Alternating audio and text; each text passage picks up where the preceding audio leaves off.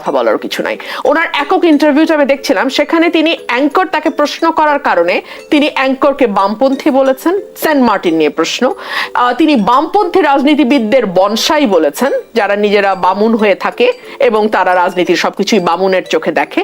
এবং তিনি যখন আমার প্রসঙ্গে প্রশ্ন করেছেন অ্যাঙ্কর, তিনি আমাকে লেখাপড়া করতে বলেছেন। তো আমরা তো বাংলাদেশের মানুষজন মোটামুটি মূর্খ, ওনারা তো সে কারণেই একদল দক্ষ বিদেশি দিয়ে বাংলাদেশ এখন চালাচ্ছে। প্রধান উপদেষ্টা প্রেস সচিব আরো যেমনটি বলেছে যে এই সরকার গণঅভ্যুত্থানের সরকার, এটা আগের তত্ত্বাবধায়ক সরকারের মতো না, আমি আসছি প্রত্যেকটি বিষয়ে সরকারের ম্যান্ডেট আছে। আমি সেই জায়গায় আসছি, সেই জন্য আমি এতগুলো কথা বললাম। তো এই বাচাল প্রেস সচিবের কাছে আমি অশিক্ষিত। সেন্ট মার্টিন নিয়ে প্রশ্ন করার কারণে ওই অ্যাঙ্কর হচ্ছেন বামপন্থী আর বামপন্থীরা হচ্ছেন বনসাই।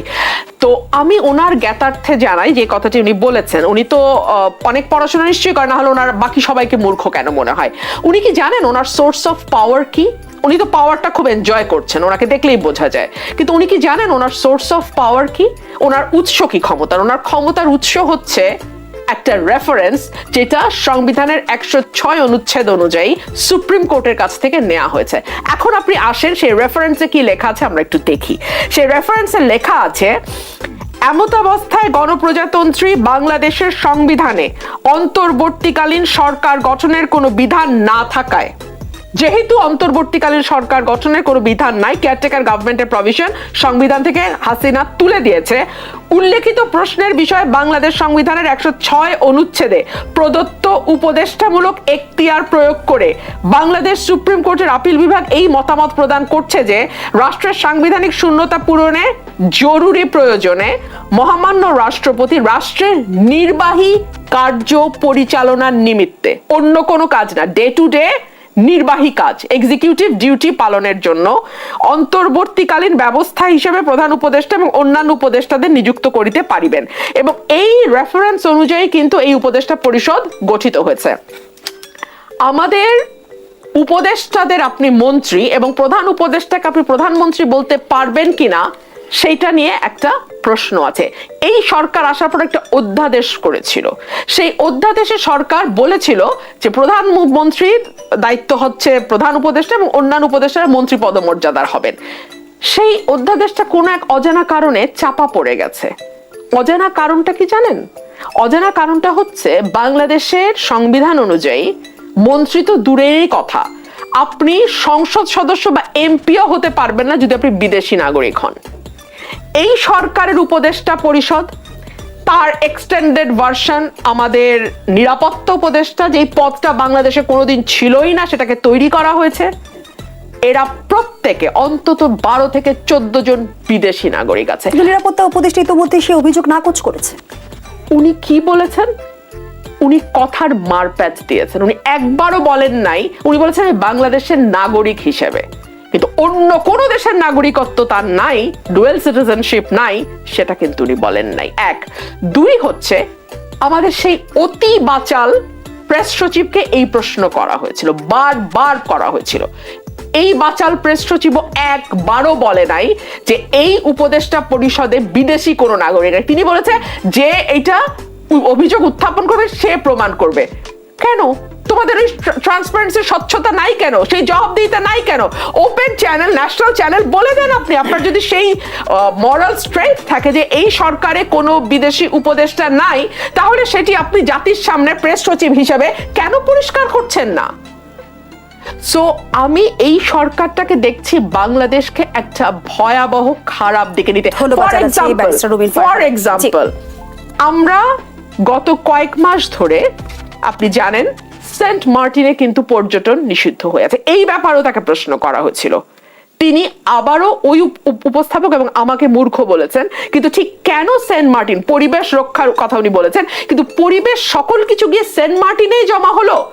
বাংলাদেশের খাল, বিল, নদী, নালা, মানে সমস্ত কিছু ভরাট করে, সমস্ত কিছু, বুড়িগঙ্গার কথাই ফর এক্সাম্পল ধরেন আপনি, এগুলো কোনো জায়গায় পরিবেশ হলো না। বায়ু দূষণে বাংলাদেশ সারা বিশ্বে 1 নাম্বার হয়ে যায় প্রতিদিনই, ঢাকা শহর 1 নাম্বারে চলে আসে, সেটা নিয়ে কিছু হলো না। আপনার কাছে মনে হলো সেন্ট মার্টিনের প্রবাল দ্বীপ প্রখ্যাতে, অর্থাৎ বাংলাদেশে যেন অসাধারণ একটা পরিবেশ বিরাজ করছে এবং প্রাকৃতিক পরিবেশ অসাধারণ, শুধুমাত্র সেন্ট মার্টিনের সমস্যা ছিল। রবিন ফারহানা, মাসুদ কামাল, করিডোর, বন্দর ব্যবস্থাপনা, কাতারকে বাংলাদেশে সামরিক সরঞ্জাম তৈরির কারখানা স্থাপনের অনুমতি দেওয়া এবং সেন্ট মার্টিন নিয়ে অস্বচ্ছতা, সবকিছু নিয়ে আমরা দেখছি যে রাজনৈতিক অঙ্গন থেকেও এক ধরনের সরকারের ম্যান্ডেট নিয়ে প্রশ্ন তোলা হচ্ছে, যেখানে আসলে বিএনপির স্থায়ী কমিটির সদস্য সালাউদ্দিন আহমেদ বলেছেন এই সরকারের একমাত্র ম্যান্ডেট নির্বাচন অনুষ্ঠান করা। অন্যদিকে আবার প্রধান উপদেষ্টার প্রেস সচিব যেমনটি জানালেন, এই সরকার যখন এসেছে তখন কি আপনারা কোথাও শুনেছেন যে তারা এসে শুধু নির্বাচন করবে? এই বিপরীতমুখী বক্তব্য আসলে কেন? এটা তো ব্যারিস্টার রুমিন ফারহানা তখন খুব সুন্দর করে পড়ে শোনালেন আমাদের। উনি যে কোর্টের যে আদালতের যে রেফারেন্সটা উল্লেখ করলেন, সেখানে তো বলাই আছে যে এটা কেবল নির্বাহী কাজ সম্পাদনের জন্য এটাকে করা হয়েছে। এবং করা হয়েছে মানে কি করা হয়েছে তা বলে নাই, বলছে এদেরকে রাষ্ট্রপতি নিয়োগ দিতে পারে, মানে এদের কাছে রাষ্ট্রপতি কিন্তু নিয়োগ দিছে। যে রাষ্ট্রপতিকে তারা অস্বীকার করে আর যে রাষ্ট্রপতিকে তারা ফেলাই দিতে যাচ্ছে তার নিয়োগকৃত লোকেরা, মানে আপনি একজন লোক, আপনি যে নিয়োগ কর্তা, সে আপনাকে যে কোনো সময় বাদ দিতে পারে না? পারে তো, নিয়োগ কর্তার সে অধিকার আছে। এদের নিয়োগ দিচ্ছে তো রাষ্ট্রপতি। যদিও ডক্টর ইউনূস বলে, কি বুঝে বলে জানি না, তার নিয়োগ কর্তা নাকি ছাত্ররা, তো ভুল কথা, মিথ্যা কথা, দেয় বেআইনি কথা।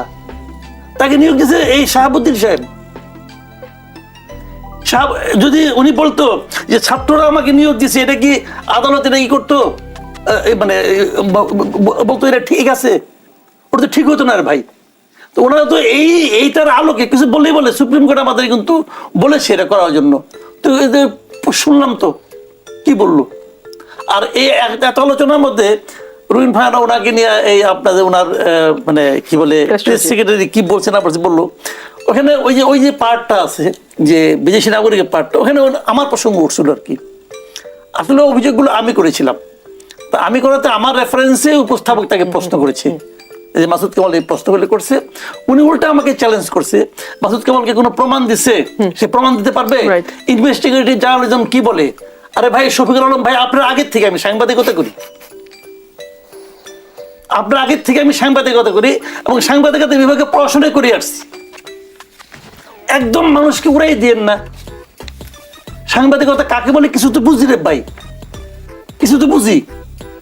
ইনভেস্টিগেটিভ জার্নালিজম কাকে বলে সেটাও বুঝি, আর আপনার কমেন্টারি জার্নালিজম কাকে বলে ওটাও বুঝি। আমি ওখানে কি করেছি, কি বলেছি, আমার এই জিনিসটা দেখতে বলে আরেকবার। আমি বলেছি যে জিনিসটা, যে আমার কাছে অনেকগুলো অভিযোগ আসে, বিভিন্ন জন জানতে চায় যে এই লোকগুলো কি দেশের নাগরিক না দ্বৈত নাগরিক। আমার প্রশ্নটা হলো ওনারা ক্লিয়ার করুন। আমি ওই সংশ্লিষ্ট লোকদের বলছি আপনারা ক্লিয়ার করুন, আপনারা বলুন যে আপনারা কি দেশের নাগরিক নাকি ওই দেশের নাগরিক নাকি দ্বৈত নাগরিক না কি, আপনার স্ট্যাটাসটা কি, আপনাদের সিটিজেনশিপ স্ট্যাটাসটা কি, এটা ওনাদেরকে আমি জানতে চেয়েছি। আর ওরা না শুনে বলতেছে যে আমি জানলে পারলে প্রমাণ দে। আমি কোনো প্রমাণ দেবো না, আপনাকে প্রমাণ করতে হবে। আপনি ঠিক আছেন, আমি প্রমাণ দেবো কেন? আমি প্রমাণ দিতে পারতাম যদি আমি এখন ইমিগ্রেশনকে বলি যে এই লোকগুলি যেখানে ঢুকছে ইমিগ্রেশনের, ওইটা আমার একটা ফটোকপি দেন, দিবে? আপনি যখন তালা মায় রাখছেন, চাবি নিয়ে তো রাখছেন, নিয়ে মধ্যে নিজের আতলের মধ্যে বানিয়ে রাখছেন, ওই চাবি আমরা দেন, আমি ব্যাগে দিই। আপনি কি উনি যে দেশে ঢুকছেন ইমিগ্রেশনের কাগজগুলো আমাকে দেখে দেন, আমি দেখি। ভাই এইগুলি বলে সমস্ত কিছু আপনার কাছে, আপনি বলেন যে আমি প্রমাণ করবো কারণ আপনি প্রমাণ করবেন যে আপনি ঠিক কি বেঠিক। আপনার মূলটা প্রশ্ন করেন, প্রমাণ করেন। সব বন্ধ করে রেখে কারণ অ্যাক্সেস দিবেন না, আর বলবেন যে প্রমাণ করেন, আর আপনি বলেন না, আপনি চ্যালেঞ্জ করেন। তো এইগুলি বলে লাভ নাই, আপনি করেছেন। আলী রিয়াজ স্যার, সে আমার সরাসরি টিচার ছিল, ঢাকা ইউনিভার্সিটিতে আমি তার ছাত্র ছিলাম। উনি আমেরিকা চলে গেছেন আজকে থেকে 25-26 বছর আগে। উনি ওখানে যাওয়ার পর কি করছেন? আরেকটা দেশে ওখানে ইউনিভার্সিটির টিচার, উনি আমেরিকা নাগরিক না? মনির হায়দার আমার কলিগ ছিল, সে আমার সঙ্গে একই পত্রিকা আমরা চাকরি করতাম। সে আমেরিকায় কি গেছে আমি জানি না। এই সরকার সেই কাজ করছে, অথবা সেই কাজ হতে দিচ্ছে, যেটা করলে পরে নির্বাচনটা বিলম্বিত করা যায়। যতদিন বিলম্বিত করা যায় ততদিনই তাদের লাভ। প্রত্যেকটা ক্ষেত্রে তারা একটা করে কেওয়াজ তৈরি করতে দিচ্ছে, হতে দিচ্ছে, না হলে পরে নিজেরা শুরু করে দিচ্ছে যে তোমরা এটা নিয়ে একটু আচানাচি করো। এই ফাঁকে তাদের কিছু মিশন আছে, তারা সেই মিশনগুলো করে নিচ্ছে। এই হলো একদম বটম লাইন। আর নির্বাচনে আর এই উপদেষ্টাদের মধ্যে কেউ কেউ আছে, তাদের হিসাব হলো যদি 2 ঘন্টাও বেশি থাকতে পারি তো 2টা ফাইলে তো সাইন করতে পারবো। তারা তো মজা পেয়ে গেছে, এই যে উপদেষ্টা থাকলে পরে কি মজাটা লাগে, এটা মজা তারা অলরেডি পেয়ে গেছে। কিন্তু তারা এখন ওই ধান্দায় আছে। আপনি ছোট একটা ঘটনা বলে দেখেন। বিষয়টা হলো কি, আপনাকে ভাই নিয়ম মেনে চলতে হবে। আপনি কোন নিয়মটা মানবেন সেটা আপনাকে বলতে হবে। কিছু নিয়ম মানবেন না, না মানলে বলবেন কি এটা হলো বিপ্লবের সরকার, এটা অমুকের সরকার, তমুকের সরকার, আমরা সব পারি। এই একটা তো অজুহাত তারা এদের দ্বারা কইতেছে। এই অজুহাত কি গ্রহণযোগ্য হচ্ছে কি হচ্ছে না এটা কিন্তু কেউ জানে না, গাইড জোরে করতেছে, গাইড জোরে। ধন্যবাদ জানাচ্ছি মাসুদ কামাল। ব্যারিস্টার রুবিন ফারহানার, সরকারের তরফ থেকে আসলেই কি গায়ের জোরে কিছু করা হচ্ছে কিনা, যেমনটি আসলে বিএনপি নেতা সালাউদ্দিন আহমেদও প্রশ্ন রেখেছেন, আপনি কি মনে করছেন জনগণ আপনাকে অসীম ক্ষমতাশীল বানিয়েছেন, তাই রাজনৈতিক দলগুলোর পরামর্শ মানার দরকার নেই? যাদের পরামর্শে বিভ্রান্ত হচ্ছেন সেই ফ্যাসিবাদের দোসরদের উপদেষ্টা পরিষদ থেকে অপসারণ করুন। তিনি প্রধান উপদেষ্টাকে উদ্দেশ্য করে প্রশ্ন রেখেছেন, আপনি কি চান নির্বাচনের জন্য আপনার সঙ্গে আমাদের দ্বন্দ্ব সৃষ্টি হোক, এদেশের জনগণ যমুনামুখী লং মার্চ করুক? আমি ওনার এই স্টেটমেন্টটা দেখেছি এবং আমার কাছে মনে হচ্ছে যে প্রধান উপদেষ্টা আইদার উনি ওই চেয়ারে বসে উনি অন্ধ এবং বধির হয়েছেন, অথবা তিনি জেনে শুনে বুঝেও তিনি তার ক্ষমতাটাকে প্রলম্বিত করতে চাইছেন। আপনি যে 3টা উদাহরণ দিলেন ভারতের, একটা হচ্ছে পুশ-ইন করা হচ্ছে, আমরা প্রতিদিনই দেখতে পাচ্ছি হয় প্লেন দিয়ে উড়িয়ে এনে তারপরে বন্দর দিয়ে, স্থলবন্দর দিয়ে ঢোকানো হচ্ছে। আমরা দেখতে পাচ্ছি ট্রান্সশিপমেন্ট বাতিল হওয়ার 1 মাস যেতে না যেতে স্থলবন্দর বন্ধ করে দিয়েছে, যেখান থেকে আমাদের কাপড় যেত, আমাদের রপ্তানি হতো কাপড়, আমাদের প্রাণের যে পণ্যগুলো সেগুলো যেত। আজকে অলরেডি কয়েক ট্রাক পণ্য প্রাণের কয়েক কোটি টাকার সেটা ফেরত এসছে। সো আমরা একদিকে ভারতের সঙ্গে একটা অদ্ভুত সম্পর্ক তৈরি করে রেখেছি, অন দি আদার হ্যান্ড মিয়ানমারের সাথে আমাদের সম্পর্ক কি সেটাও কিন্তু আমাদের কাছে স্পষ্ট না। আমরা বর্ডার শেয়ার করি কিন্তু ভারত আর মিয়ানমারের সাথে, আমাদের কিন্তু আর কারোর সাথে বর্ডার শেয়ারিং নাই।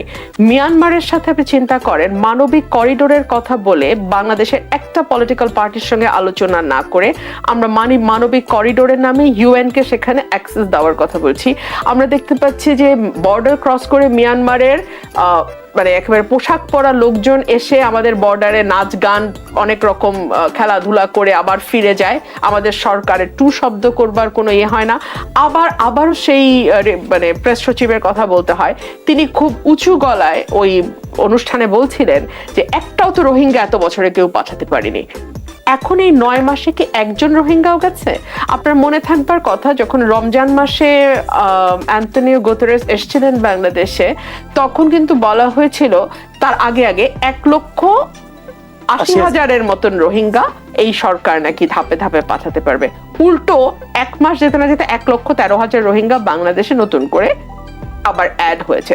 সো এই সরকারের না ভেতরের পরিস্থিতি স্থির আছে, না আন্তর্জাতিকভাবে তার প্রতিবেশী দেশগুলো, বিশেষ করে যাদের সাথে সে বর্ডার শেয়ার করে, তাদের সঙ্গে তার সম্পর্ক স্থির আছে। এই সরকারটা এই অস্থিরতাকে আমি মনে করি ইচ্ছাকৃতভাবেই জিয়ে রাখতে চাইছে। যে কথাটি মাসুদ ভাই বলছিলেন যে ওরা আসলে নির্বাচনের দিকে যেতেই চাচ্ছে না, এবং এটা এত মানে খাটো হয়ে যাচ্ছে এই সরকারে যারা উপদেষ্টা আছেন, বিকজ প্রত্যেকের তো একটা প্রোফাইল আছে এবং মানে প্রত্যেকেরই একটা যার যার ক্যারিয়ার প্রফেশন ছিল। ওই জায়গাটা থেকে বের হয়ে ওনারা যখন এইভাবে নেইকেডলি ক্ষমতা আটকে রাখার একটা চেষ্টা ওনারা করে যান, যে 2 মিনিট বেশি থাকলে 2টা বেশি ফাইল সই করা যাবে, সত্যি এখন এরকমই লাগে। কারণ আজকেও ইকোনমিস্টকে একটা সাক্ষাৎকার দিয়েছেন আমাদের প্রধান উপদেষ্টা, সেখানে তিনি বলেছেন যে এটা জুনের পরে যাবে না। আবারও সেই জুন, দেখেন ডিসেম্বর থেকে হতে পারে এমন কথা বলেছেন, বলছে জুনের বাইরে যাবে না। তার মানে ওই 6 মাসটা কিন্তু উনি রাখছেন। উনি চাইলেই কিন্তু একটা ক্লিয়ার আনসার করতে পারেন যে আসলে সরকারের পরিকল্পনা কি। এরপর যদি সেই পরিকল্পনা মতো না হয় সেটা তো দেশের মানুষ দেখবে। মামাবাড়ির আবদার নিয়ে তারা জড়ো হয়েছে প্রেস ক্লাবের সামনে, এবং এমন অবস্থা হয়েছে যে একজন মেজর জেনারেলকে আমি 6টা-7টার খবর দেখা পর্যন্ত তিনি কিন্তু প্রেস ক্লাবের মধ্যে অবরুদ্ধ ছিলেন। অন্যদিকে টেকনিক্যাল যারা কারিগরি শিক্ষা প্রতিষ্ঠানের শিক্ষার্থী তারা জড়ো হয়েছে কাকরাইল এবং হাইকোর্টের ওই জায়গাটায়। সো আপনি বুঝতেই পারেন যে বাংলাদেশের ঢাকা শহরের একেবারে প্রাণকেন্দ্র শাহবাগ, কাকরাইল কিংবা প্রেস ক্লাব এবং নগর ভবন অবরুদ্ধ, last but not the least. So এইরকম যখন অবস্থা দাঁড়ায় তখন পুরো শহরটা অচল হয়ে যায়, পুরোপুরি অচল হয়ে যায়। সো আমার কাছে মনে হচ্ছে যে আজকের ঢাকা শহর, কেবলমাত্র আজকের খবরটাই যদি আপনি লক্ষ্য করেন, আপনার কাছে পুরো দেশের চিত্রটা বুঝতে আর খুব বেশি বেগ পেতে হবে না। অনেকে বলছে যে চলিতেছে সার্কাস, এই হচ্ছে এখন বাংলাদেশের অবস্থা। তো এই ঘটনাগুলো আসলে কি ইঙ্গিত করে? আমরা কি এরকম একটা অবস্থা চেয়েছিলাম? আমরা যখন নাকি গত জুলাইয়ের আন্দোলন এবং তারপর আপনার আগস্টের যে স্বৈরাচার বিতরণ, তারপরে কি দেশটা এই অবস্থায় আসুক এটা আমরা চেয়েছিলাম? এটা তো আমরা চাইনি। প্রত্যেকটা কাজ, কোনো একটা কাজ এই নিয়ম মেনে হচ্ছে না। যখনই আপনি নিয়ম নিয়ে প্রশ্ন করছেন তখন বলতেছে কি যে আমরা একটা গণ-অভ্যুত্থান আমাদের ম্যান্ডেট দিয়েছে এই নিয়মটা ভাঙার। যা কিছুই বলবেন, যখনই কোনো প্রশ্ন করবেন তখনই তারা গণ-অভ্যুত্থানকে নিয়ে আসে, কি একটা অদৃশ্য ম্যান্ডেটকে নিয়ে আসে, তারপর নিয়ে আসে একটা সংস্কারকে। সংস্কার কিছু বললে, ওই দিন দেখলাম যে প্রেস সেক্রেটারি বলতেছে তাদের নাকি সব কিছু করার ম্যান্ডেট আছে, সব কিছু, মানে তাদের এভরিথিং তাদের নাকি করার ম্যান্ডেট আছে। এভরিথিং এর মানে কি বুঝলো সে, আর কি বুঝাইলো আমাদেরকে, আর এই ম্যান্ডেটটা সে কোথায় কিভাবে পাইলো তাও বুঝলাম না। উনি এটা বললেন বেশ গায়ের জোরে, একদম গলা রক টক ফুলাইয়া এগুলো উনি বললেন। আমরা কি এটা মানলাম? উনি কত জোরে বললেন সেটা তো ইম্পর্টেন্ট না, ওনার কথাটা কতটুকু লজিক্যাল সেটাই হলো ইম্পর্টেন্ট। আমি কখনো দেখি নাই, আমি এত বছর সাংবাদিকতা দেখি, আমি কখনো দেখি নাই যে প্রেস ক্লাবে মানে আপনার মানে কি বলবো সার্ভিস জেনারেলরা যে এখানে বসেন, আমি দেখিনি কখনো। এবং এটা বলবো এটা ওনাদের অসহায়ত্ব, ওনাদেরকে নিয়ে এত স্ক্যান্ডাল, মানে এত ভাবে ওনাদেরকে বেইজ্জতি করার চেষ্টা করা হচ্ছে যে ওনারা এতটাই অসহায় হয়েছেন যে ওনারা প্রেস ক্লাবে পর্যন্ত আসতে বাধ্য হয়েছেন। এটা কি এমনি এমনি হয়েছে? এর পেছনে কি কোনো ইন্ধন নাই? যারা ইন্ধন দিচ্ছে, যারা এই কাজগুলি করছে, যারা আর্মিকে জনগণের মুখোমুখি দাঁড় করাতে চাচ্ছে, তাদের লক্ষ্যটা আসলে কি? তারা কি কেবল আর্মিকে ডিফেন্ড করতে যাচ্ছে, নাকি এইদিকে আমাদের নজর দিয়ে অন্য দিক থেকে নজর সরাতে চাচ্ছে? আমাদের এখানে নির্বাচন, আমরা সবসময় মনে করি একটা অন্তর্বর্তীকালীন সরকারের প্রধান কর্তব্য এবং সবচেয়ে দ্রুততার সঙ্গে যে কাজটা করবেন সেটা হলো একটা নির্বাচন দেবেন, এবং নির্বাচন দেওয়ার জন্য যে কাজগুলি করার আশু প্রয়োজন ওনারা সেইগুলি করবেন। এই সময় যদি আপনি জিজ্ঞাসা করেন বাংলাদেশে যে কোন কাজটা অথবা কোন কাজগুলো সবচেয়ে তড়িৎ বেগে এবং গুরুত্বের সাথে হচ্ছে, সেটা কি? একটা হলো করিডোর দেওয়া, আর একটা হলো ওই টার্মিনাল দেওয়া। এই দুটোকে ডেটও দিয়ে দিছে। নির্বাচনের রোডম্যাপ দিতে পারে না, নির্বাচন কবে হবে স্থির করে বলতে পারে না, কিন্তু টার্মিনাল কবে